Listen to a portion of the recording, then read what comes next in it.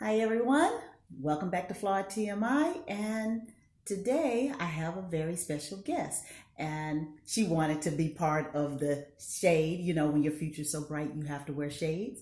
This is my niece. Now, the one thing that I'm going to sit back and say is it's up to you, however you want to introduce yourself, whether you want to use your name, nickname, or whatever. No harm, no foul. So, this Um, is my niece. People can call me Danny. This is Danny. Okay, now for today's topic, because what I usually do is for Flawed TMI, I use a letter. Okay. So the letter today is L. We're going with legacy. This is part of my legacy. This is my sister's firstborn. So therefore, and you guys already know I have a plethora of brothers and sisters. I have a lot of siblings. But this is a very important topic that my niece and oh, guess what? I'm in Tennessee right now. So I am near Nashville. So hey, in Nashville, what is it? Tennessee, the volunteer, is it the volunteer state? Yeah. The volunteer state. What you volunteering? Anyway, so so today's topic is okay, our legacies. So we were having a really deep discussion that I feel so many people have kind of brushed over because it's a taboo subject. Well, in our family, we have a lot of taboo subjects, but today we're going to talk about mental health.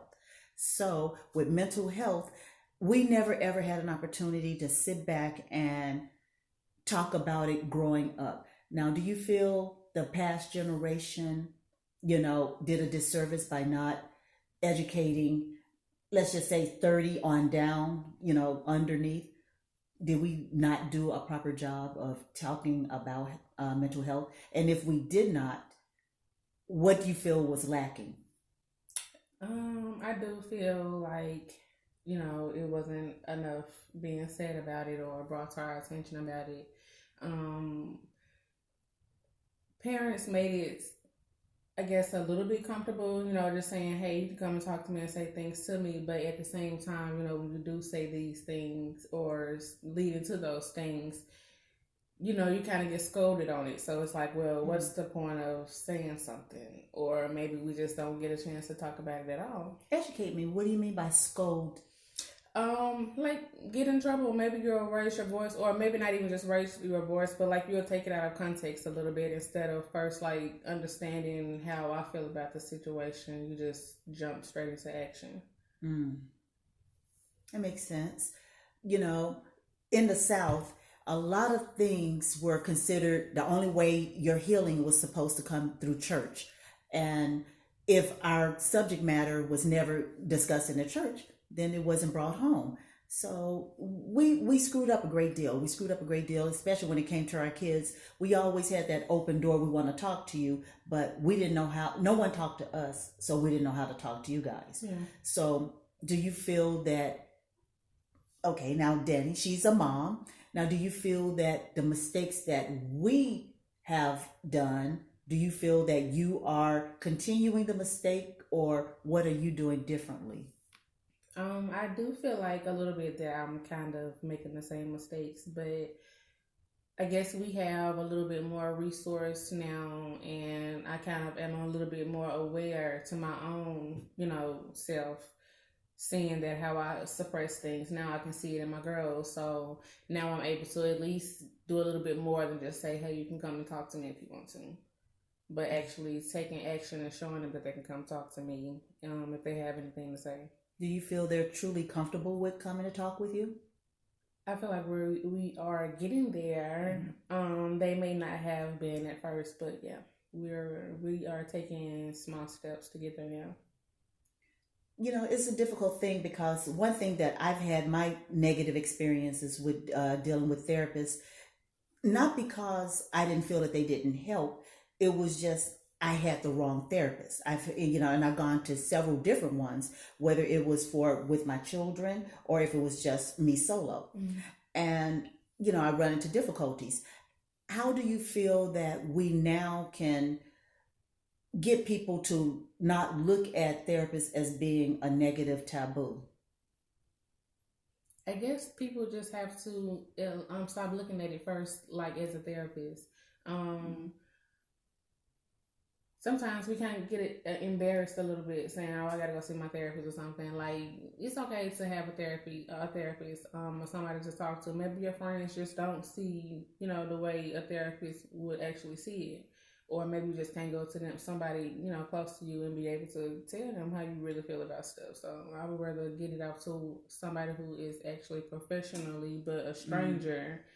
And that way, when I go home, you don't know anything about nothing after the session. You can't say nothing to nobody about the session or anything. So if I can get off to you, then I'll give it to you.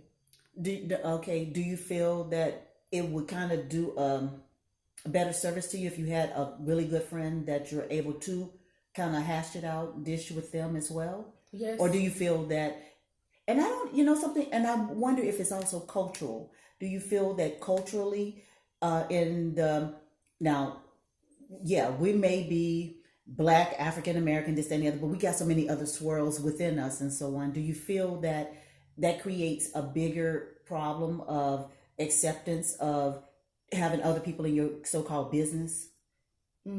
Yeah, because I'm a little bit, even with friends, I don't really have many close friends like that. So I'm really cautious of what I say to friends because of just experiences that I've had, bad experiences with friends. So I think it may have something to do with just, a culture thing. I don't want everybody in my business, so I don't put it out there.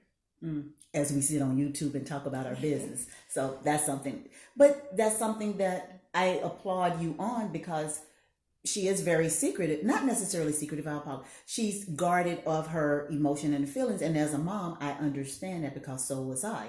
But I also understand the bigger thing at hand is you want to do better for the next generation. Right. Now, do you feel that by doing this can possibly open up a gateway for, your kids, your family, and others to approach you? Yes, definitely. Do you feel that it's tough for you to open up to any and everyone? Not necessarily just friends, but just you as a person. Yes. Yeah. Feel like I'm digging here trying to get it. Yeah. Yeah, I've been here about 4 years in Nashville, so I don't have a close go-to nothing. So yeah, I guess you can say I don't really present myself out there like that. Now, we have a lot of issues within our family, I guess, with dealing and talking about depression. And how do you feel you cope with depression? I don't. And that's interesting because, I have a difficult time with coping with it as well. I mean, I use comedy as a defense mechanism. I could tell a joke all day, every day, but I find it difficult to be able to converse with anyone and let them know, hey, this is how I'm really feeling. Yeah. So how are you breaking that chain so the next generation won't sit back and hold it in? Because eventually it has to come out. I'm still trying to figure that part out about myself, but with my own children, I know how I would want somebody to do it for me. So I start with therapy for them. And when we are having the conversations where I want them to be able to come to me and talk to me about anything, I'm, talking to them more so as their friend instead of as their mom, and just listening. So, I'm just doing things that I would want somebody to do for me when I was growing up. Now, do you feel for your kids that is, when talking about something about their health, whether it's mental or physical, is it better for them to talk to you friend to friend or child to parent? Well, we are kind of in a very awkward stage now. Like, they are preteen, so I kind of have to approach things a little bit different as I would if they were like 5 or 6 or something like that. Now they are actually experiencing things in middle school, and they have friends that they are exposed to that are doing who knows what in their household, and we don't do that here. So they have things that they see or hear, and they want to talk about it.